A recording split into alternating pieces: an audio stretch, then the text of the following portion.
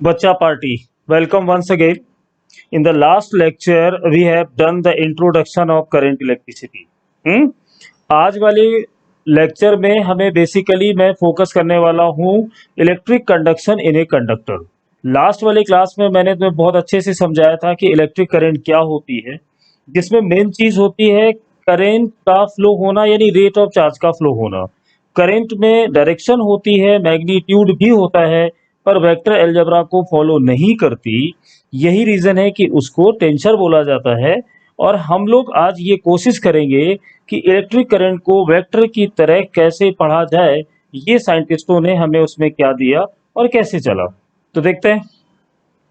अभी जैसे लास्ट में हम करंट की बात कर चुके थे, अब मैं यहाँ पे तुम्हें ये बताना चाह रहा हूं कि जैसे मान लेते हैं ये कंडक्टर है, ये अब इस कंडक्टर में मैं करंट को बना रहा हूं कि करंट ऐसे फ्लो कर रही है, ये करंट जा रही है। अब अगर मैं यहाँ पे कहीं पर भी एक एरिया ऑफ क्रॉस सेक्शन लूं, ये तो ये इसको ऐसे क्रॉस कर रही है। देखिए, करंट का फ्लो होना या वाटर का फ्लो होना दोनों एक ही चीज है। फ्लो हम कब बोलते हैं? जैसे यहाँ पर है, अगर कोई चीज ऐसे इंसर्ट कर रही है, मतलब सामने जो सरफेस है वो परपेंडिकुलर है, और यहां से जाने वाली चीज अगर उसको 90 डिग्री पर क्रॉस कर रही है तो हम बोलेंगे फ्लो हो रहा है। अब यहाँ पे करना क्या है कि जैसे अगर मैं बोलता हूं इस पर्टिकुलर सेक्शन का जो एरिया ऑफ क्रॉस सेक्शन है अगर वो ए है, और जो करंट है उसका वैल्यू आई है, तो ये बोला गया कि करंट पर यूनिट एरिया, यानी कंडक्टर के किसी पर्टिकुलर सेक्शन पर मैंने एक एरिया लिया और उसको करंट के साथ चेक किया, आप लोगे वही एरिया जो फ्लो के साथ 90 एंगल बनाएगा। ये ध्यान रखना है। तो इसको बोला गया करंट डेंसिटी, और इसको जे से रिप्रेजेंट करते हैं। करंट का यूनिट होता है एम्पियर और एरिया का होता है मीटर स्क्वायर। तो ये तो हो गया इसका यूनिट।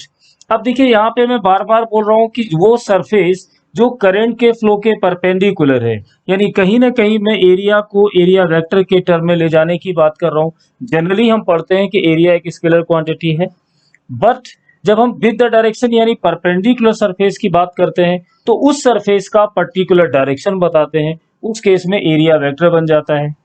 और ये हम गॉस लॉ में ऑलरेडी कर चुके हैं। तो यहां पर देखिए, अब मान लेते हैं कभी कोई केस ऐसा हुआ कि जैसे मेरे पास ये कंडक्टर था, ठीक, और initially area was given like this, ये एरिया था इसका पूरा। अब मुझे इस बार एरिया ऐसे नहीं दिया, थोड़ा सा टिल्ट कर दिया, मतलब ओरिजिनल एरिया का जो डायरेक्शन था, अब जो मुझे एरिया दिया गया उसको थीटा एंगल पर रोटेट कर दिया। बट अब मुझे यहाँ पे फिर से ये फॉर्मूला लिखना है। मैंने बस ये पढ़ा है कि करंट को एरिया से डिवाइड कर दो, करंट डेंसिटी आ जाएगी। नहीं, इतना सही नहीं है। एरिया वो लेना है जो करंट के साथ परपेंडिकुलर हो। तो अब देखना, अगर ये एरिया मैं मान लूं कि अब ये एरिया हमारा ए नॉट है और जो प्रीवियस एरिया था वो ए था, तो ये वाली सिचुएशन कुछ ऐसे है। ये वाला एरिया मेरा ए नॉट है और ये वाला जो एरिया है वो ए है, और दोनों में एंगल थीटा है, और ये डायरेक्शन करंट की है। बट मुझे तो एरिया इसके परपेंडिकुलर लेना है, तो मैं इस ए नॉट का यहाँ पर अगर वैल्यू निकालूं या बोलो कंपोनेंट निकाल लूं, तो ये कितना आने वाला है, ए नॉट कॉस थीटा। तो इस एरिया का परपेंडिकुलर सेक्शन ये, और दूसरा कंपोनेंट होगा ए नॉट साइन थीटा। तो मुझे तो ये चाहिए। तो करंट डेंसिटी क्या बन जाएगी, area upon A naught cos theta, यानी current density current upon A naught cos theta. ये फॉर्मूला देखिए बन के आ गया। अब अगर मैं इसको इधर ले जाऊं तो ये हो जाता है J A naught cos theta equal to current. अब देखिए कुछ डॉट प्रोडक्ट जैसा दिखाई दे रहा है।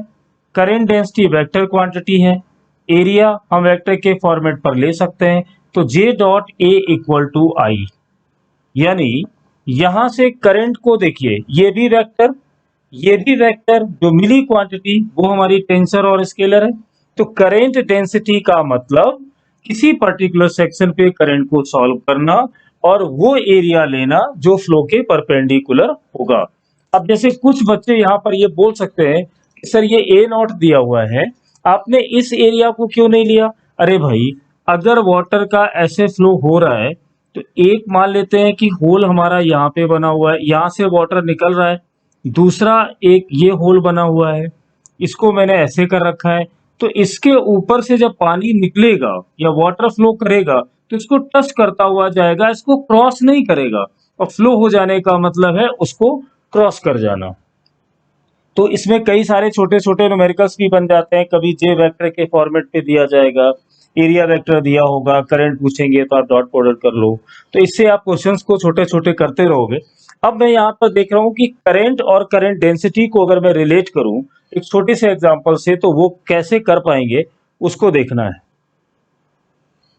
अब सपोज करते हैं कि मैं अगर यहाँ पर एक ऐसे एक डायग्राम बना दूं कि सपोज ये कंडक्टर है, दूसरा ये कंडक्टर है, थर्ड ये कंडक्टर है। ये कंडक्टर है और कंडक्टर का डेफिनेशन हमेशा माइंड में रखना है। कंडक्टर वो होता है जिसमें आवारा इलेक्ट्रॉन पाए जाते हैं। आवारा इलेक्ट्रॉन का मतलब वो जो इधर उधर घूमते रहते हैं, जिनका जिनका कोई डायरेक्शन नहीं, जिनका कोई मोटिव नहीं, जिनकी कोई लाइफ के गोल नहीं, उनको जनरली क्या बोला जाता है? आवारा ही बोला जाता है। तो मैं वही बोल रहा हूँ कि इसके अंदर कंडक्टर में वो इलेक्ट्रॉन्स होते हैं जिनको साइंस की लैंग्वेज में आप बोलोगे फ्री इलेक्ट्रॉन्स। बेसिकली ये क्या है? ये वो इलेक्ट्रॉन है जो कभी भी कहीं भी मस्ती करते रहते हैं। तो अब मैं यहाँ पर कंडक्टर मैंने ये बनाया, देखिए एक ये बना दिया ऐसे। अगर इसका एरिया A1 है और इसका एरिया A2 है, इसका एरिया A3, कौन से एरिया? Cross section. यहाँ पर जो करंट का वैल्यू है वो I1 है, इसमें जो करंट फ्लो हो रहा है वो I2 है, और इसमें जो करंट फ्लो हो रहा है I3 है। मान लीजिए किसी पेपर सेटर वाले के माइंड में आया और उसने 4 ऑप्शंस लिख के दे दिए, बोला I1 will be equal to I2 will be equal to I3। फिर उसने बोला I1 is greater than I2 greater than I3। Third option बना दिया I1 is less than I2 less than I3। Fourth option में कुछ नहीं मिला तो लिख दिया NOT, नन ऑफ दिस। अब बच्चों से पूछ लिया कि इसमें सही आंसर बताओ। तो इस क्वेश्चन को करने का सबसे अच्छा तरीका है, और एक ध्यान रखो, मेरे लेक्चर को जब भी पढ़ते हो, जब भी मैं कोई क्वेश्चन देता हूं उसको पॉज कर दिया करो और उसके बाद ट्राई किया करो, फिर थोड़ी देर में ओपन कर लिया करो। अब देखिए, इस क्वेश्चन को अगर मुझे ट्राई करना है तो हमेशा बेसिक पर जाइए। करेंट का फॉर्मूला मैंने बताया था Q अपॉन T। यानी if we are looking to find the value of current, then we need only two things. One is charge, another is time. But you can't see the area of cross section in this formula.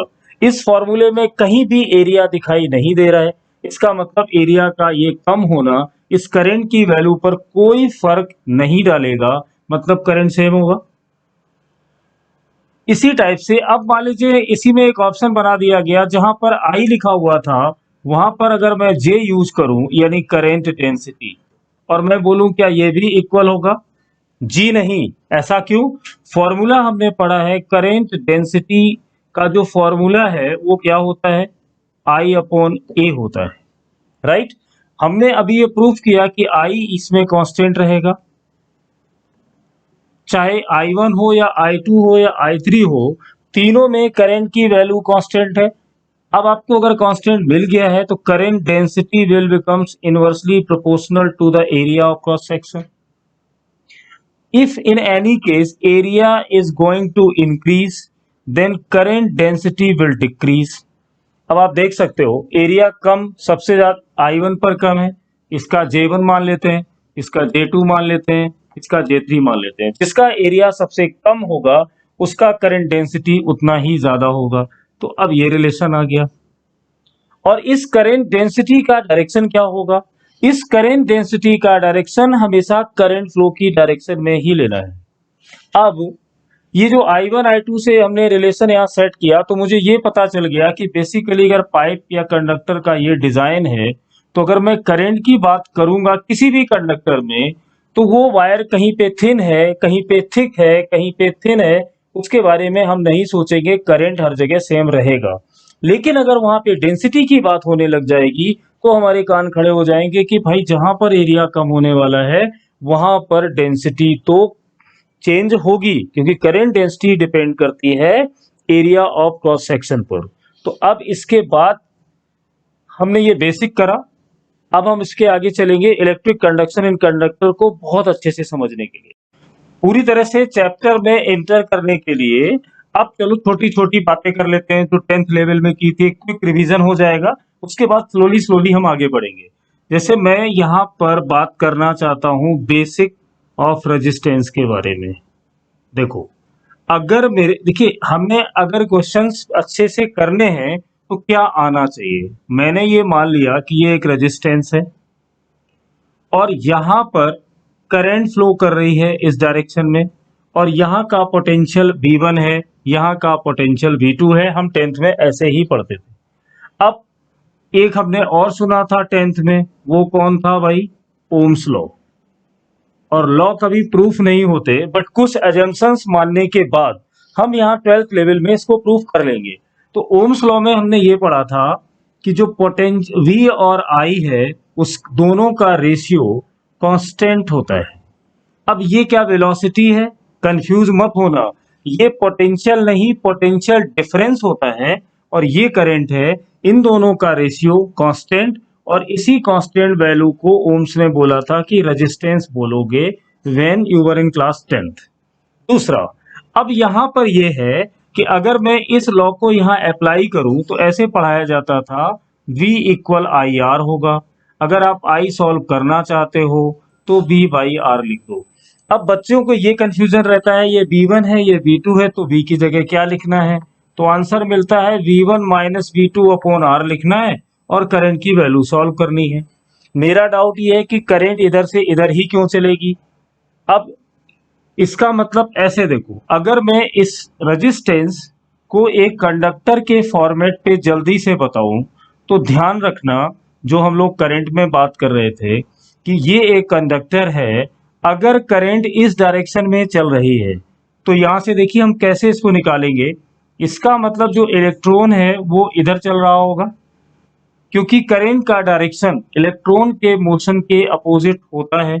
Electron इधर तभी जा सकता है जब यहाँ पर positive terminal हो, यहाँ पर नेगेटिव टर्मिनल हो। ये पॉजिटिव टर्मिनल जब इस इलेक्ट्रॉन को पुल करेगा तभी ये करंट इधर आने वाली है। तो इससे मुझे ये आइडिया मिल गया कि V1 पॉजिटिव है और V2 नेगेटिव है। पॉजिटिव का मतलब हमें ये देखना है कि जो पॉजिटिव है उसका पोटेंशियल ज्यादा है और जो नेगेटिव है उसका पोटेंशियल कम है। यही रीजन है कि हमने V1 माइनस V2 किया, क्योंकि करंट का जो फ्लो होगा वो हाई पोटेंशियल से लो पोटेंशियल की तरफ होगा। तो कभी कंफ्यूजन ना हो तो ये ध्यान रखना। जैसे अगर हमें इसकी प्रैक्टिस करनी हो और यहाँ पर कोई आपसे बोलता है कि ये पोटेंशियल 10 वोल्ट है, यहाँ पे जो करंट जा रही है वो 10 एम्पियर है, यहाँ पर X लिखा हुआ है, ये A टर्मिनल है, ये B टर्मिनल है। जल्दी से बहुत छोटा सा क्वेश्चन पूछ लिया जाए, X की वैल्यू बताइए।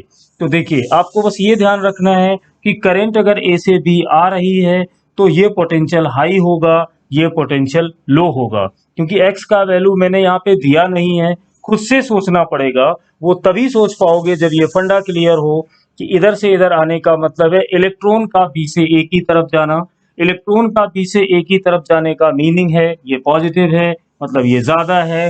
तो जब हम करंट की बात करेंगे तो लिखेंगे पोटेंशियल डिफरेंस 100 माइनस V, और V का वैल्यू यहाँ पर X है। मुझे रेजिस्टेंस की वैल्यू नहीं पता है।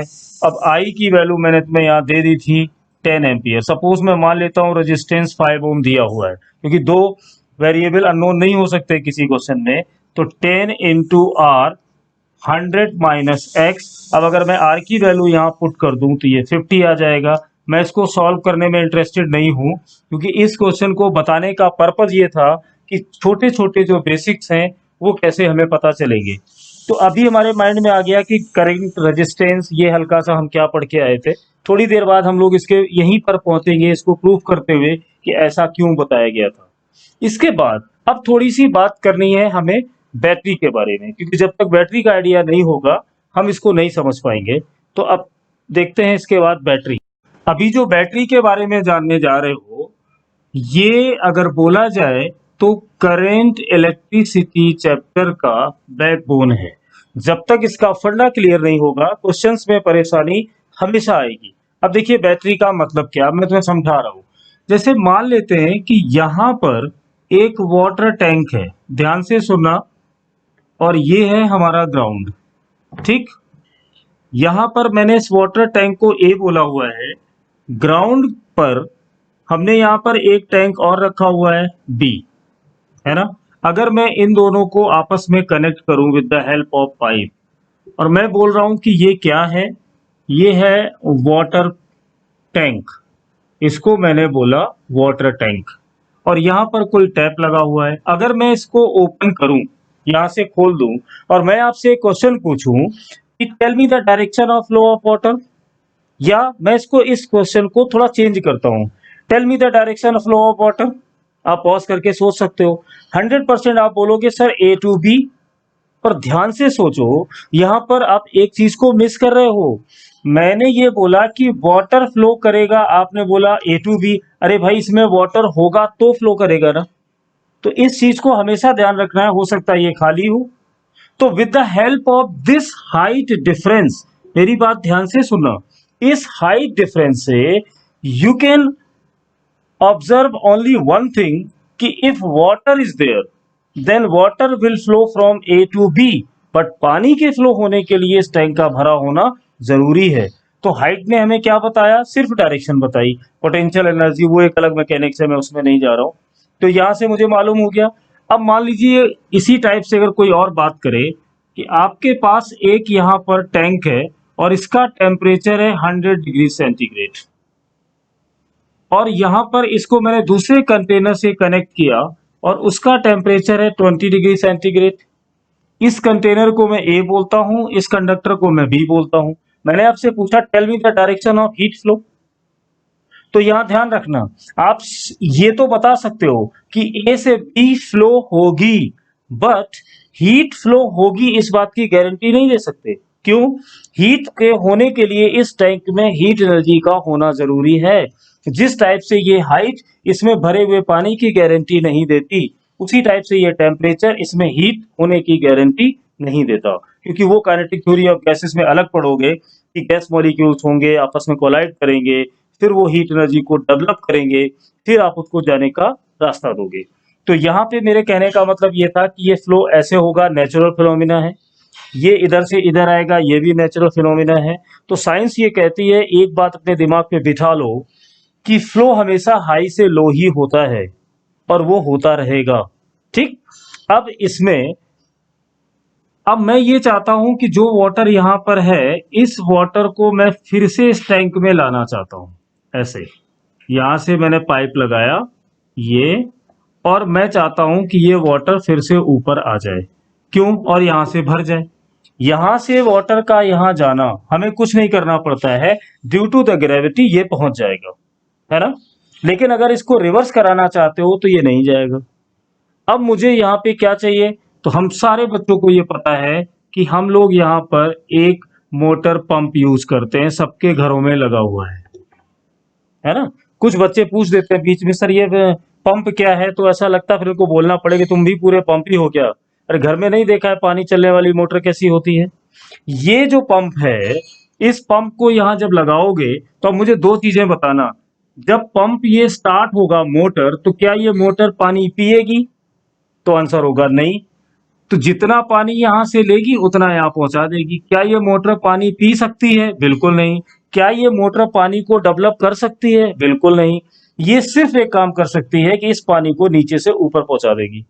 यानी इसके अंदर कुछ ऐसा मैकेनिज्म इलेक्ट्रिकली हम सेट कर देते हैं कि जो एनर्जी डेवलप करेगी और इस वाटर को मिलेगी। ये पानी ऐसे समझ लो थोड़ा कमजोर हो गया है, यानी एनर्जी के मामले में उसको ताकत चाहिए कि कोई उसको ऊपर उठा दे, गिर तो हम खुद ही जाएंगे। यानी ये पानी मोटर से यहाँ पकड़ा जाएगा, यहाँ पे पहुंचेगा और अपने आप आ जाएगा। तो जो रोल यहाँ पर पंप का तुम देख रहे हो, वही रोल आने वाला है इलेक्ट्रिसिटी में। आप पंप को पूरी तरह से बैटरी मान लो, तो मैं ये अभी से दिमाग में बिठा दूं, क्या बैटरी चार्ज को पिएगी? बिल्कुल नहीं। क्या बैटरी चार्ज को बनाएगी? बिल्कुल नहीं। बैटरी पंप की तरह एक जगह से दूसरी जगह जैसे ये पानी पहुंचाता है, बैटरी एक जगह से चार्ज को कलेक्ट करेगी और दूसरी जगह चार्ज को पहुंचाएगी। बस इतना रोल होगा बैटरी का। तो अब इस बैटरी में देखिए, दूसरा, अब थोड़ा और आगे चलते हैं। जब हम बैटरी की बात करते हैं तो हम लोगों ने देखा है ऐसे सिंबल बने होते हैं, ये बना, ये बना और ये बने, डंडे जैसे बने होते हैं। अरे भाई ये बैटरी नहीं है, ये ध्यान रखना है। छोटा डंडा माइनस, बड़ा वाला डंडा मतलब प्लस। तो ये जो बड़ी रॉड है वो पॉजिटिव और ये नेगेटिव। क्या इसके बीच में कोई खाली जगह होती है? बिल्कुल नहीं, कोई खाली जगह नहीं है, ये एक सिंबल है। दूसरा, एक और चीज, अब मैंने यहाँ पे लिखा कि V इसका 20 वोल्ट है, इसका मीनिंग भी दिमाग में बिठा लो। ये पोटेंशियल नहीं है, ये पोटेंशियल डिफरेंस है। अगर मैं बोलूं कि ये एंड हमारा A है और ये एंड हमारा B है और ये V लिखा हुआ है, सपोज मैंने यहाँ लिख दिया 10 वोल्ट, यहाँ की वैल्यू पूछी गई, तो आपको यहाँ पर वो वैल्यू लिखनी है कि जब मैं इन दोनों का डिफरेंस करूं तो 20 आना चाहिए। यहाँ पॉजिटिव है तो ये वैल्यू ज्यादा भी लेनी है, पहली शर्त, ये ज्यादा होगी, ये कम होगी, क्योंकि ये पॉजिटिव है, ये नेगेटिव है। नेगेटिव का सेंस यहाँ सिर्फ इतना है कि एक के कंपैरिजन में दूसरी वैल्यू का कम होना। अब आप बताइए, अगर मैं यहाँ पे लिख दूं 30 वोल्ट, देखिए अगर मैं 30 से 10 को माइनस करूं तो 20 आता है। तो यहाँ 20 लिखे होने का मतलब है यहाँ 30 भी हो सकता है, यहाँ 10 भी हो सकता है। दूसरा, अब देखिए ये ऐसा भी हो सकता है, मान लो ये डिफरेंस 20 है, अब यहाँ पर लिखा हुआ है 0 वोल्ट, तो फिर यहाँ कितना होगा? यहाँ होगा 20 वोल्ट। ये देखो, क्यों? मुझे सिर्फ ये याद रखना है कि यहाँ का जो पोटेंशियल डिफरेंस है वो 20 ही रहना चाहिए। ये 20 है, ये 0 है। इसी टाइप से मान लो मैंने और लिख दिया, यहाँ पे 20 वोल्ट मेरे माइंड में है, यहाँ पर मैं लिख दिया -5 वोल्ट, पोटेंशियल डिफरेंस दिया है 20। अब मुझे ये सोचना है कि यहाँ पर मैं क्या लिख दूं कि जब मैं इन दोनों का डिफरेंस निकालूं तो 20 आना चाहिए। मान लो मैंने यहाँ लिख दिया 15 वोल्ट। चेक कर लेते हैं, अगर मैं पोटेंशियल डिफरेंस निकालूंगा ए का और इस पॉइंट बी का, तो वैल्यू होगी VA माइनस बी। ए का वैल्यू 15 माइनस बी का वैल्यू कितना है माइनस, जब मैंने ऐड किया तो कितना आया 20 वोल्ट। तो ये जो बैटरी के पास पोटेंशियल डिफरेंस लिखा रहता है, इसका मतलब ये नहीं कि ये फिक्स पोटेंशियल है, ये दोनों टर्मिनल का पोटेंशियल डिफरेंस होता है। पहली चीज तो हमारी बैटरी में ये हो गई। अब ये तो बैटरी के पढ़ने का तरीका है कि ये डंडे टाइप के क्या बताते हैं, यहाँ जो पोटेंशियल लिखा होता है उसका मीनिंग क्या होता है।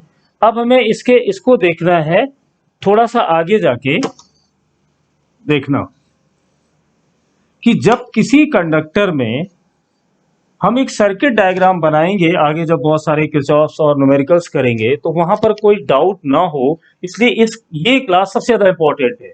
अब देखना, मैंने यहाँ पे क्या किया, मैं दो डायग्राम बनाऊंगा, एक वो जो रियल डायग्राम है और एक वो जो हम लोग अपनी बुक में पढ़ते हैं से अपनी सिंप्लिसिटी के लिए कि हमें समझ में आ जाए। अब देखना जनरल वे में क्या बातें करते हैं कि ये जो कंडक्टर है इसमें हमने इसको ऐसे ये सर्किट बनाया जाएगा, यहां पर एक पोटेंशियल डिफरेंस होगा प्लस माइनस, जिसका मीनिंग हम समझ चुके हैं। ये हमारा कंडक्टर है जिसमें कोई डाउट नहीं है, कंडक्टर वो होता है जिसमें आवारा इलेक्ट्रॉन्स होते हैं।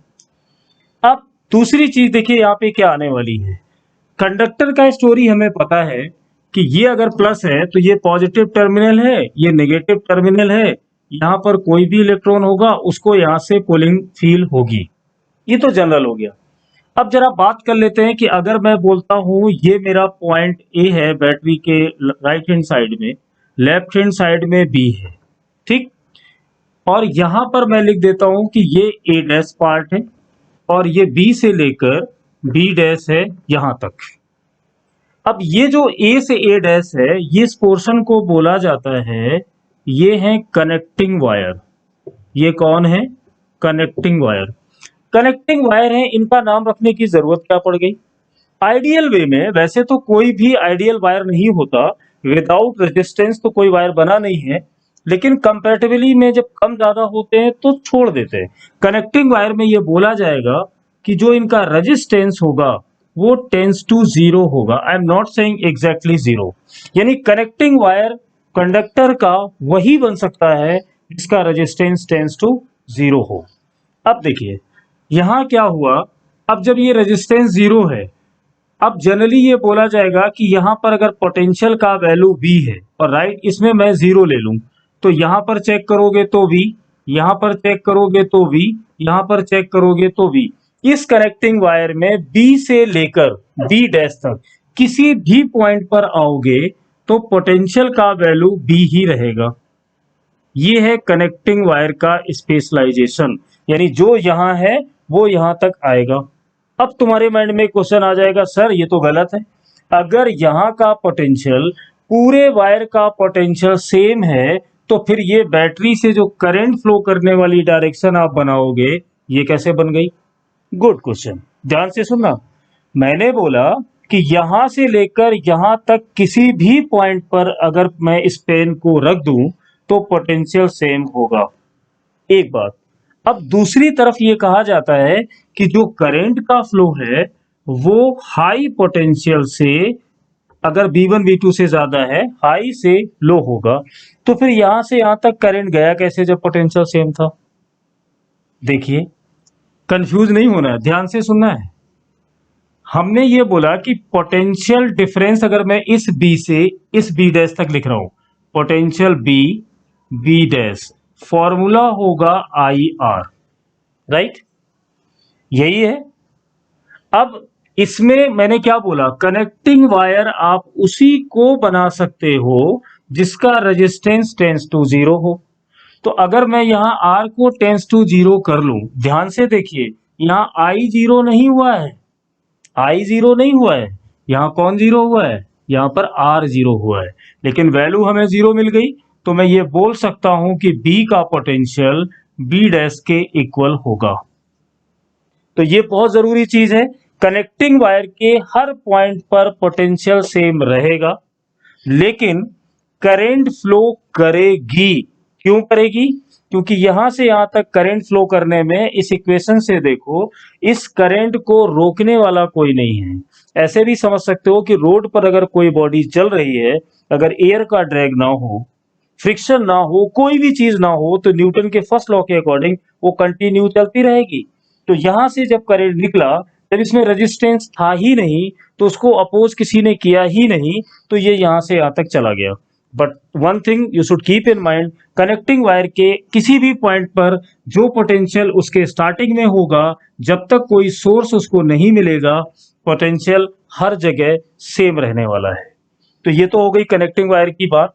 अब हम ये बात करेंगे कि इस पूरे सर्किट में करंट चलता कैसे है, क्योंकि जब ये सारी चीजें हमें आ जाएंगी तो कॉम्बिनेशन ऑफ रेजिस्टेंस निकालना, थर्मल पावर की बातें करना, किरचॉफ्स लॉ को अप्लाई करना, यानी करंट इलेक्ट्रिसिटी के क्वेश्चंस में एक फीलिंग हमारे पास बढ़ जाएगी और वो करेगी हेल्प इसमें। अब जैसे देखो हम यहां तक कंप्लीट कर चुके हैं, ध्यान से सुनना, काफी इंटरेस्टिंग है। कंडक्टर, ये हमारा कंडक्टर है जिसमें आवारा इलेक्ट्रॉन है। अब मुझे सारी चीजें पता हो गई, ये मेरा कनेक्टिंग वायर है, इसकी कंडीशंस भी मालूम है, ये है। हमें देखना है कि ये बैटरी ऐसा क्या कर रही है कि इसमें करंट आने लगा। सबसे पहले बैटरी ना तो चार्ज को बना सकती है और ना ही चार्ज को कम कर सकती है, सिर्फ चार्ज में फ्लो देगी। अब देखिए ये टर्मिनल पॉजिटिव होगा, ये नेगेटिव होगा। कंडक्टर में मोशन सिर्फ इलेक्ट्रॉन कर सकते हैं और कोई नहीं। तो due to this positive charge they will start motion on this direction, ये राइट से लेफ्ट में चलेंगे। इस पुलिंग की वजह से ये इलेक्ट्रॉन देखिए यहां आएगा, फिर यहां आएगा, फिर यहां आएगा और ऐसे इसके पास पहुंच जाएगा। अब देखिए क्या होगा कि ये वाली बैटरी के अंदर एक मैकेनिज्म स्टार्ट होगी और वो इस इलेक्ट्रॉन को यहां से पुल करके इस टर्मिनल पर पहुंचाएगी, जिससे कि ये इलेक्ट्रॉन फिर आगे बढ़ेगा, यहां पर ये रास्ता ऐसे पकड़ेगा और यहां पहुंच जाएगा।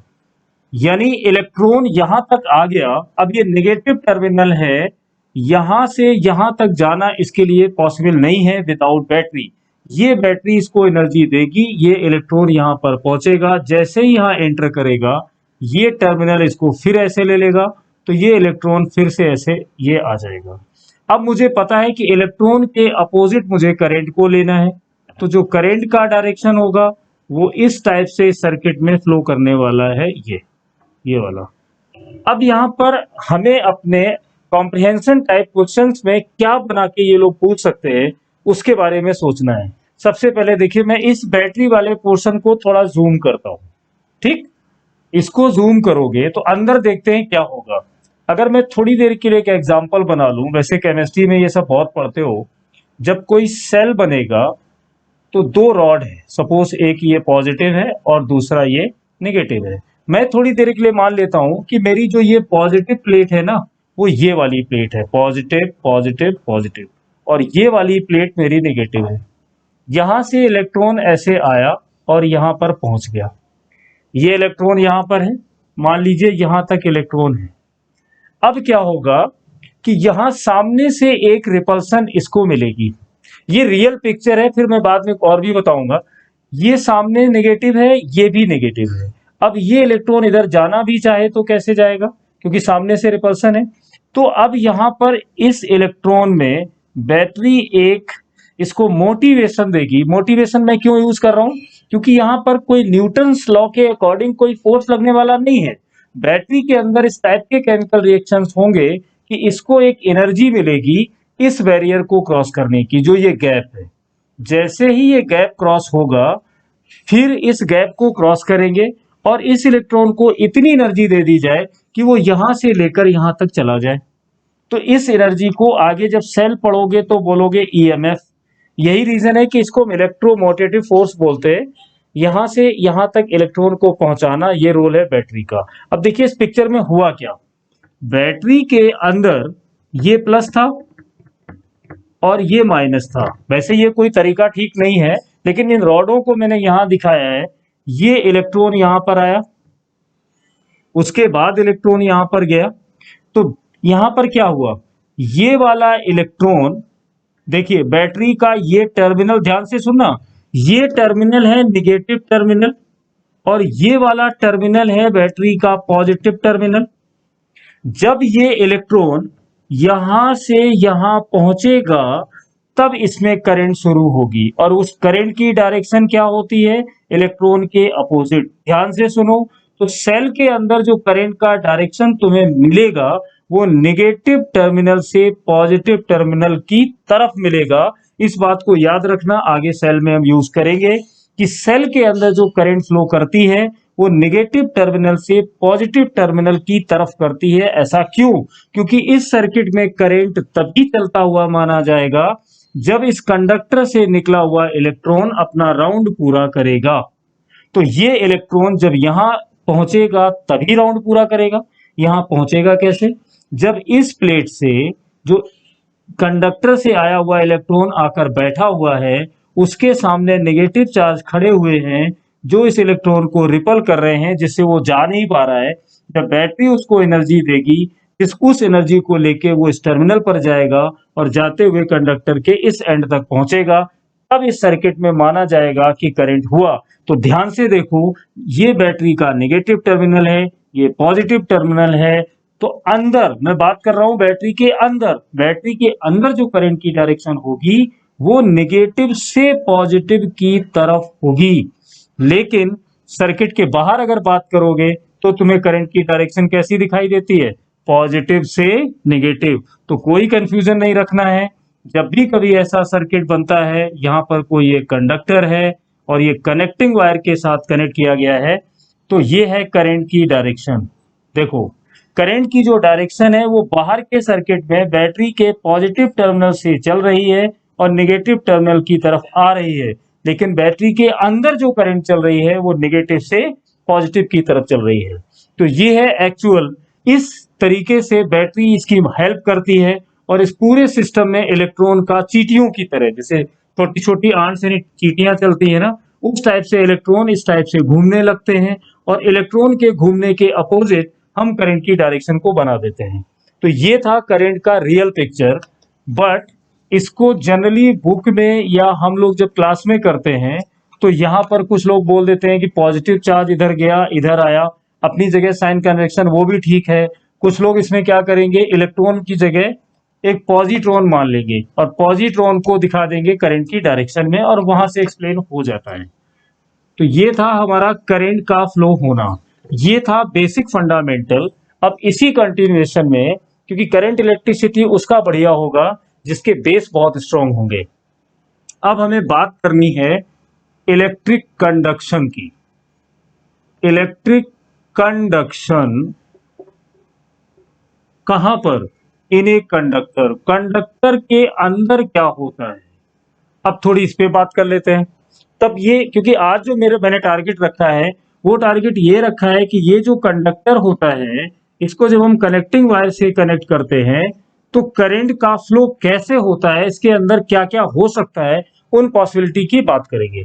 तो इलेक्ट्रिक कंडक्शन, देखिए इस कंडक्टर को मैंने लिया, अभी मेरे पास किसी तरह की कोई बैटरी नहीं लगी हुई है, जल्दी जल्दी सुन लो, ये खाली पड़ा हुआ है। तो इसके अंदर जो इलेक्ट्रॉन्स हैं वो पूरी तरह आवारा हैं, और आवारा लोगों का क्या क्या होता है, जैसे यहाँ पर जितने भी आवारा होते हैं उनका कोई डायरेक्शन नहीं होता, वो कहीं भी किधर भी कभी भी जा सकते हैं। तो इलेक्ट्रॉन क्या करेगा, कैसे चलेगा, देखना, मान लो इलेक्ट्रॉन यहाँ से स्टार्ट हुआ, पहले इधर गया, फिर इधर गया, फिर इधर गया, फिर इधर गया, फिर इधर गया, और वापस फिर वहीं पर आ गया। तो इलेक्ट्रॉन को चलते फिरते किसी ने देखा नहीं, वो सड़क पे चलता वो कोई बेवड़ा नहीं है कि कोई भी देख के पकड़ लेगा भाई इलेक्ट्रॉन जा रहा है, बट ऐसा माना जाता है कि इलेक्ट्रॉन ऐसे जाएगा और यहाँ पे रुक जाएगा। अब बताओ, ये जो इलेक्ट्रॉन घूम रहा है, अगर मैं मानूं कि मेरा जो कंडक्टर है वो रूम टेम्परेचर पर रखा हुआ है, तो रूम टेम्परेचर पर जब ये आवारागर्दी करेगा, एक नहीं, यहां इस कंडक्टर के अंदर तो निकाला होगा मोल कंसेप्ट से तुम लोगों ने, अरबों और लाखों इलेक्ट्रॉन्स होते हैं एक कंडक्टर में। अब ये इलेक्ट्रॉन, ऐसे ही बहुत सारे इलेक्ट्रॉन घूम रहे होंगे। अगर मैं पूछूं कि बेटा मुझे ये बताओ इस सिचुएशन में इसका नेट डिस्प्लेसमेंट कितना हुआ, तो बोलोगे सर 0 हुआ, क्योंकि वापस वहीं आ गया। अब मैंने पूछा अच्छा मुझे ये बताओ इस सिचुएशन में इसका एवरेज वेलोसिटी कितना हुआ, एवरेज वेलोसिटी होता है नेट डिस्प्लेसमेंट अपॉन टाइम, वो भी 0 होगा। अब मेरा अगला क्वेश्चन आएगा, क्या इसके पास स्पीड होगी, बिल्कुल होगी, स्पीड है। रूम टेम्परेचर पर इस स्पीड का order 10 to the power 4 metre per second से लेकर 10 टू दी पावर 5 और कहीं कहीं 6 भी लिखा रहता है। ये जो स्पीड है 10 टू पावर 4 से 6 मीटर पर सेकेंड के बीच में बुक में लिखी मिल जाती है, जनरली आप ले सकते हो 10 टू पावर 5, तो इस स्पीड से ये चलेगा। अब बताओ क्या इस सिचुएशन में इलेक्ट्रॉन को चलने का कोई डायरेक्शन मिलेगा, क्योंकि एक्चुअल में तो ये हो रहा है, और मैंने स्टार्टिंग में ही बोला था जब तक सारे चार्ज एक डायरेक्शन में फ्लो नहीं करेंगे हम उनको करंट की डेफिनेशन में नहीं ला सकते। अब ये सिचुएशन थी, इससे कैसे बचा जाए, इससे बचने के लिए देखिए थोड़ी थोड़ी थ्योरी को ना आगे बढ़ाया साइंटिस्टों ने। उन्होंने कहा कि भाई एक काम करो, यहाँ पॉजिटिव कर लो और एक एक्सटर्नल फील्ड अप्लाई कर दो, ऐसे ये पॉजिटिव ये नेगेटिव, तो यहाँ पर एक इलेक्ट्रिक फील्ड डेवलप हो गई लेफ्ट से राइट। अगर मैं बोल देता हूं कि कंडक्टर का लेंथ ना L ले लो, अब देखिए क्या होगा, जो इसके अंदर इलेक्ट्रॉन है जो इधर उधर इधर घूम रहा था वो चलेगा अभी भी वैसे ही। देखिए कैसे चलेगा, अगर मैं उस इलेक्ट्रॉन को यहां से दिखाऊं कि ये उसका पॉइंट स्टार्टिंग का पॉइंट है, ऐसे जाएगा, ऐसे जाएगा, ऐसे जाएगा, लेकिन जब वापस आएगा ना तो वो A' पोजीशन पर होगा। ऐसा क्यों हुआ, क्योंकि जब ये इलेक्ट्रिक फील्ड बना तो इस पॉजिटिव चार्ज ने इधर इसको पुल किया, तो इस इलेक्ट्रॉन ने एक फोर्स फील किया, इलेक्ट्रॉन का चार्ज E, फील्ड E और मास M, ये मास इलेक्ट्रॉन का है। अगर ये देखिए फील्ड यहाँ यूनिफॉर्म है तो एक एक्सेलरेशन भी होगा E अब इस इलेक्ट्रॉन पर इधर की तरफ एक फोर्स लगने लगा, तो ये जो इलेक्ट्रॉन पहले घूम फिर के वापस यहीं आ जाता था, अब वो थोड़ा आगे जाके रुक रहा है, इसका मतलब ये यहां से यहां तक ड्रिफ्ट हो गया। क्या हो गया भाई, ड्रिफ्ट हो गया। तो अब ये इलेक्ट्रॉन यहां से ड्रिफ्ट करा, अगर ये फील्ड लगी ही रहेगी तो जितने इलेक्ट्रॉन हैं वो इस कंडक्टर में थोड़ा थोड़ा ड्रिफ्ट करेंगे। अब मान लीजिए दूसरा इलेक्ट्रॉन है वो ऐसे जाएगा और यहाँ आके रुक गया, वो भी ड्रिफ्ट कर गया। तो अगर मैं इस पूरे को एक कंडक्टर में बंद कर दूं तो स्लोली स्लोली क्या होगा, ये इलेक्ट्रॉन ड्रिफ्ट करते करते करते यहां पर आ जाएंगे। जब ये यहां पर आ जाएंगे तो पॉजिटिव टर्मिनल लगा हुआ है, इस इलेक्ट्रॉन को बाहर पुल कर लिया जाएगा, फिर ये ऐसे जाएगा, फिर ये ऐसे जाएगा। अब यहाँ बैटरी के टर्मिनल के पास पहुंचेगा, बैटरी फिर अपना प्रोसेस रिपीट करेगी और इस इलेक्ट्रॉन को यहाँ पहुंचा देगी। ये फिर इसके अंदर आएगा, फिर ये इधर उधर घूमेगा, फिर थोड़ी ड्रिफ्ट करेगा, फिर इधर उधर घूमेगा, फिर थोड़ी ड्रिफ्ट करेगा और बाहर निकल आएगा। लेकिन ये तो मुझे आइडिया लग गया कि ड्रिफ्ट नाम का कोई एक चीज आ रहा है जो इलेक्ट्रॉन को ड्रिफ्ट करा रहा है, पर क्या ऐसे इसको फॉर्मूले में डालना पॉसिबल है? क्या इस तरीके से हम इसको पढ़ सकते हैं? बिल्कुल नहीं। तो अब इस इलेक्ट्रिक कंडक्शन का अभी तो मीनिंग हमें सिर्फ ये समझ आया कि इलेक्ट्रॉन का इस कंडीशन में क्या कोई नेट डिस्प्लेसमेंट होगा। अगर मैं बात करूं जो मैं अभी बता रहा था, क्या इस सिचुएशन में इलेक्ट्रॉन का कोई ड्रिफ्ट नेट डिस्प्लेसमेंट होगा? तो आंसर मिलेगा जी हाँ बिल्कुल होगा, क्योंकि अब ड्रिफ्टिंग होने लगी तो नेट डिस्प्लेसमेंट भी होगा। अब देखना क्या अजम्पशंस मिलेंगे। क्या नेट डिस्प्लेसमेंट होगा भाई? आंसर होगा यस, नॉन जीरो। क्या एवरेज वेलोसिटी आएगी? बिल्कुल आएगी। स्पीड होगी? बिल्कुल होगी, नॉन जीरो। अब ये तीनों चीजें हमें मिल जाएंगी। अब यहां पर एक चीज और कि ये जो एवरेज वेलोसिटी होगी और ये जो इसकी स्पीड है, क्या ये दोनों बराबर होंगे? देखिए ये जो स्पीड है ये बहुत ज्यादा होगी एवरेज वेलोसिटी से। ऐसा मैं क्यों बोल रहा हूं? ये जो स्पीड है इसका जो रेंज होता है वो 5 to 6 मैंने बोला था ना, इतना। और ये जो एवरेज वेलोसिटी आएगी ये 10 to the पावर -2 मीटर पर सेकंड से -3 मीटर पर सेकंड की रेंज की होगी। यानी जो रूम टेम्परेचर पर इलेक्ट्रॉन का वेलोसिटी है, सॉरी स्पीड है, वो एवरेज वेलोसिटी से कहीं ज्यादा है। इसीलिए इलेक्ट्रॉन धीमे धीमे धीमे धीमे ड्रिफ्ट होते होते साइड तक पहुंचते हैं।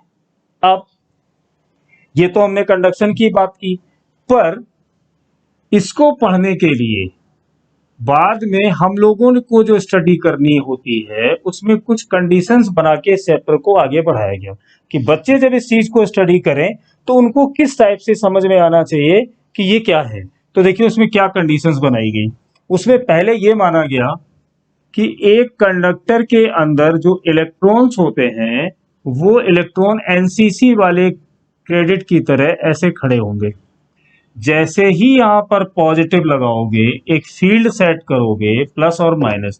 देखिए मैंने पॉजिटिव चार्ज को कंसीडर नहीं किया है, क्योंकि जब मैं बार बार बोलूंगा कंडक्टर में सिर्फ इलेक्ट्रॉन ही चलते हैं, और जब मैं कंडक्शन समझाऊं फिर बोलूं पॉजिटिव चार्ज चल रहा है, तो बच्चे के माइंड में कंफ्यूजन आने लगता है। इसलिए मैंने वही चीज पकड़ी हुई है कि इलेक्ट्रॉन इधर चलेगा। अब ये देखिए लाइन से चलेंगे, ये एजम्पशंस है, बट रियल में ऐसा नहीं होता। ये माना गया कि ये सब ऐसे एक डायरेक्शन में चलेंगे। अब देखिए दूसरा, और यहां पर इलेक्ट्रॉन पहुंचेंगे, यहां पहुंचेंगे, यहां पहुंचेंगे, यहां पहुंचेंगे, और ये सारे इलेक्ट्रॉन राउंड लगाने लगेंगे। इंपॉर्टेंट ये है कि ये जो इलेक्ट्रॉन चल रहे हैं क्या वो इस स्पीड से चल रहे हैं? नहीं, वो चल रहे हैं इस स्पीड से, यानी ड्रिफ्ट होते हुए यहां पर आ रहे हैं। तो अब ये ऐसे जाएंगे, ऐसे घूमकर आ जाएंगे। अब दूसरी चीज ये है कि जब ये इलेक्ट्रॉन यहां से चलेंगे, क्योंकि इसमें करोड़ों में इलेक्ट्रॉन भरा हुआ है, तो क्या इनका कहीं टक्कर नहीं होगा? किसी इलेक्ट्रॉन से कॉलिजन नहीं होगा? इतनी भीड़ भाड़ है, जरूर होगा। मान लो पहली टक्कर यहां हुई, दूसरी टक्कर यहां हुई, तीसरी टक्कर यहां हुई, तो ऐसे बहुत सारी टक्कर होंगी। तो ये जो पाथ कवर करते हैं, अगर इन सबका मीन पाथ लिया जाए तो उसको लैम्डा से लिखते हैं और बोलते हैं मीन फ्री पाथ, यहां से यहां। दूसरा, इनके इनके बीच में कॉलिजन होगा, तो इसका इसके साथ जब कॉलिजन होगा तो, और ये डिस्टेंस एक आएगी मान लो x1, यहां से जब यहां कॉलिजन होगा तो फिर एक डिस्टेंस आएगी मान लो x2। तो क्या ये दोनों डिस्टेंस बराबर होगी? कोई गारंटी नहीं। यहां से यहां तक आने में जो टाइम इस कॉलिजन में लगा, यहां से यहां तक आने में उतना ही टाइम लगेगा, कोई गारंटी नहीं। तो इसलिए इन सब का पाथ लिया गया। तो टू कॉलिजन्स का जो एवरेज टाइम लगता है उसको बोला जाता है रिलैक्सेशन टाइम, रिलैक्सेशन टाइम। और इस टर्मिनोलॉजी को कोई नहीं बदल सकता। यानी ये रिलैक्सेशन टाइम है, ये मीन फ्री पाथ है और ये ऐसे चलेंगे। अभी हमें क्या समझ आया कि एक कंडीशन बना ली गई, इलेक्ट्रॉन सीधे चलेंगे, पहला कंडीशन। दूसरा ये माना गया कि इस टाइप की जो डिस्प्लेसमेंट वाली बात थी उसको हटाओ, इलेक्ट्रॉन को अरेंज करके मानो। दूसरा, इलेक्ट्रॉन यहां से जब यहां तक पहुंचेंगे, इस जगह से इस जगह तक, तो बहुत सारे टक्कर होंगे, कॉलिजन होंगे। उन सारे कॉलिजन्स का एक एवरेज टाइम लिया गया, उसको बोला गया रिलैक्सेशन टाइम। यहां से यहां तक हर टक्कर के बीच में इलेक्ट्रॉन कोई डिस्टेंस चलेगा, उन सारे डिस्टेंसों का एवरेज निकालो, उसको बोला गया मीन फ्री पाथ। और इस कंडीशन से इलेक्ट्रॉन इसके अंदर घूमने लगा और इस अरेंजमेंट से करंट चलने लग जाती है। अब बात ये आती है कि इन सब में कहीं न्यूमेरिकल आने की कोई गुंजाइश है, कहीं कुछ क्वेश्चन बनने की गुंजाइश है? बिल्कुल गुंजाइश है। थोड़ा सा देखो, तो अभी जो हमने डिस्कस किया, आई होप उससे एक माइंड में सेट हो गया होगा कि करंट इलेक्ट्रिसिटी बहुत इंटरेस्टिंग भी है। बस उसकी छोटी छोटी बातों को रटो मत, ध्यान से देखने की हमेशा कोशिश करो। अब देखिए मैं इसको कैसे देखूंगा। मेरा वही कंडक्टर है अभी भी, जिसका लेंथ मैंने एल लिया हुआ था। इलेक्ट्रिक फील्ड यहाँ सेट हो चुका है लेफ्ट से राइट, ये पॉजिटिव है, ये नेगेटिव है, और ये एक बैटरी के साथ कनेक्ट है। ये जो वायर है वो कनेक्टिंग वायर है। अब मुझे सारी स्टोरी पता है कि इसके अंदर घूमने वाले आवारा कैसे चलते हैं। मैं बात कर रहा हूं कि जब यहां पर इलेक्ट्रॉन होगा तो इस डायरेक्शन में उस पर एक्सेलरेशन कितना होगा, ई बाई एम, मुझे ये पता है। इस एक्सेलरेशन की वजह से ही उसमें ड्रिफ्टिंग आई थी ना, और ये एक्सेलरेशन कांस्टेंट होगा। क्यों? क्योंकि फील्ड कांस्टेंट है। अगर एक्सेलरेशन कांस्टेंट है तो हमें एक लाइसेंस मिल जाता है इक्वेशन ऑफ मोशन लगाने का। मान लो मैं ये जानना चाहता हूं कि यहां से जो मीन फ्री पाथ निकालना चाहता हूं। हम लोगों को पता है कि x इक्वल क्या होता है, you x T half A x T square, हम सभी ने पढ़ा है। अब मैं इसकी जगह अगर लिख दूं mean free path lambda, initial velocity को हमने हमेशा एवरेज जीरो मानना है। क्यों? इनिशियल का मतलब है जब इलेक्ट्रिक फील्ड नहीं था, तो उस समय कोई इधर जा रहा है, कोई उधर जा रहा है, कोई वेलोसिटी नहीं थी, इसको जीरो लेना है। प्लस 1/2 एक्सिलरेशन चाहिए, वो ये लिखा हुआ है, तो यहां लिखोगे ई बाई एम। टी की जगह आएगा टॉ, टॉ मीन्स टाउ, टाउ मीन्स ताऊ नहीं, टाउ मतलब रिलैक्सेशन टाइम।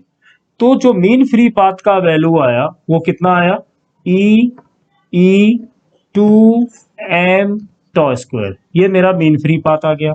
अब मैं जानना चाहता हूं कि इन कंडीशंस पे, जिस कंडीशन पर हमने पूरी थ्योरी बनाई है, हमने नहीं, जो साइंटिस्टों ने हमें दी है, उससे अगर मैं एवरेज वेलोसिटी पूछूं तो वो कितनी होगी। Average velocity means net displacement, जो कि लैम्डा है। दूसरा, मुझे चाहिए टाइम, टाइम कितना है यहाँ पे, टाउ, जो रिलैक्सेशन टाइम है। तो जब लैम्डा की वैल्यू यहां रखोगे, टाउ से डिवाइड करोगे, तो ये टाउ स्क्वायर इस टाउ से कट जाएगा, तो आपके पास क्या बचेगा, यहां रह जाएगा लैम्डा का वैल्यू है ई टाउ डिवाइड बाई 2m। ये मेरे पास एक फॉर्मूला बना एवरेज वेलोसिटी का। अब मैं इसमें अगर ई की वैल्यू भी यहां से हटा दूं, देखिए ई ये है, लेंथ को एल माना हुआ है, तो अब ये बन जाता है ई वी टॉ 2m l। क्या किया मैंने यहां पर, इलेक्ट्रिक फील्ड को बी बाई एल से रिप्लेस कर दिया। तो अब मेरे पास जो एवरेज वेलोसिटी आई वो कितनी आ रही है, ई वी टॉ 2m l, ये आ गई एवरेज वेलोसिटी का फॉर्मूला। अब ये जो एवरेज वेलोसिटी आई है, ये क्या है, बेसिकली ये ड्रिफ्ट वेलोसिटी है। इससे ये इलेक्ट्रॉन यहाँ पे निकलेगा और ऐसे घूमता हुआ यहाँ पे चला जाएगा। तो अब मुझे अच्छी तरह आइडिया हो गया कि इलेक्ट्रॉन में पहले क्या सिचुएशन थी, रियल में क्या होता है, हमारी इमेजिनेशन से स्टडी में क्या होता है, और किस टाइप से ये सारी चीजें बन के यहाँ तक पहुंचती हैं। इस ड्रिफ्ट वेलोसिटी से इलेक्ट्रॉन यहाँ पे चलता है और इस फॉर्मूले तक हम पहुंच जाते हैं। तो मुझे मिल गया एवरेज वेलोसिटी। अब इसमें बस एक चीज हमें और देखनी है कि इसमें करंट तक हमें जाना है, क्योंकि टारगेट क्या था, conduction of current in a conductor. तो देखते हैं अब थोड़ा सा इसमें ये सोचो कि हमारे पास क्या आ गया, एवरेज वेलोसिटी आ गई, और इसी को हम ड्रिफ्ट वेलोसिटी बोलते हैं। अगर मैं ये बोलूं कि जो मेरा ये कंडक्टर है ना, यहाँ पर जो ये सोल्जर खड़े हुए थे, ये देखिए मैंने एक सेक्शन बनाया हुआ है और इस डिस्टेंस को लिया हुआ है dx। यहाँ पर कौन है, इलेक्ट्रॉन इलेक्ट्रॉन इलेक्ट्रॉन, ये इधर चल रहे हैं, और यहाँ पे जो टाइम लग रहा है ना वो dt है। एक चीज, दूसरा मैं एक अजम्पशन और लेने वाला हूं कि इस कंडक्टर के अंदर n इलेक्ट्रॉन है। इसका मतलब मैं यहां लिख रहा हूं n का मतलब इलेक्ट्रॉन डेंसिटी। इलेक्ट्रॉन डेंसिटी का मीनिंग होगा number of electron per unit volume, और ये नंबर बहुत बड़ा होता है, ये ध्यान रखना है। अब ये सारे इधर चलेंगे। अब मुझे निकालना है करंट, क्योंकि करंट का फॉर्मूला होता है चार्ज अपॉन टाइम। अब मेरी पहली जरूरत है चार्ज, तो मैं इस dt टाइम में ये सारे चार्ज यहां पर आ गए, ये आ गए, ये और इधर निकल गए। ये लो, चार्ज एक डायरेक्शन में भी चल रहे हैं, इस क्रॉस सेक्शन को क्रॉस भी कर रहे हैं, और इसका एरिया हमने मान लिया कि वो a है, और लेंथ कंडक्टर का ऑलरेडी पहले से ही हम लोग कंसीडर कर चुके हैं, वो l है। ये सारे इलेक्ट्रॉन यहां से यहां आए और इसको क्रॉस कर गए, तो इस बीच में चार्ज का फ्लो हुआ। कितना चार्ज हुआ, जो यहां से जा रहा है, टाइम कितना लेगा, dt लेगा। तो चलिए पहले कोशिश करते हैं dq निकालने की। n क्या मैंने माना हुआ है, इलेक्ट्रॉन पर यूनिट वॉल्यूम, यानी electron density. Electron per unit volume का मतलब 1 मीटर क्यूब वॉल्यूम में इलेक्ट्रॉन कितने होंगे, n। 2 मीटर क्यूब में कितने होंगे, 2 इंटू n। 3 मीटर में कितने होंगे, 3 मीटर क्यूब में कितने होंगे, 3 इंटू n। तो इस पूरे का वॉल्यूम का मल्टीप्लाई करिए, एरिया कितना है, a। अब ये लेंथ कितनी है, dx। ये क्या आ गया, electron per unit volume multiplied the volume. अब इसमें मुझे ये जानना है कि एक इलेक्ट्रॉन पर चार्ज कितना है, तो मैंने ले लिया E। अब जरा चेक करते हैं, तो n a। इस dx को मैं क्या लिख दूं, देखिए हमें पता है कि अगर डिस्टेंस निकालनी है, स्पीड इक्वल क्या होता है, डिस्टेंस अपॉन टाइम, और अगर मैं डिस्टेंस निकालूं तो क्या आएगा, v इंटू डी। इलेक्ट्रॉन यहां चलता है ड्रिफ्ट वेलोसिटी से, तो ये vd होगा, जो कि एवरेज है, यहां भी vd होगा, तो dx का वैल्यू vd इंटू dt होगा, राइट। अब देखिए मैं यहां पे यूज करूंगा dx की वैल्यू को, तो vd dt और e। अब मेरे पास जो चार्ज की वैल्यू आई वो तो ये आ गई, और इसको डिवाइड किससे करना है वो बाद में देख लेंगे। तो करंट की वैल्यू होगी dq ओवर dt। dq का वैल्यू ये सामने लिखा हुआ है, dt से डिवाइड करना है, तो ये वाला dt और ये वाला dt कैंसिल हो जाएगा, क्या रह जाएगा, n e a v d। तो अब यहाँ पे जो करंट की वैल्यू आई वो आई n e a v d। तो आज का जो मेरा टारगेट था मैं फिर से बता दूं, I equal n e a v d, हम यहां तक पहुंच गए।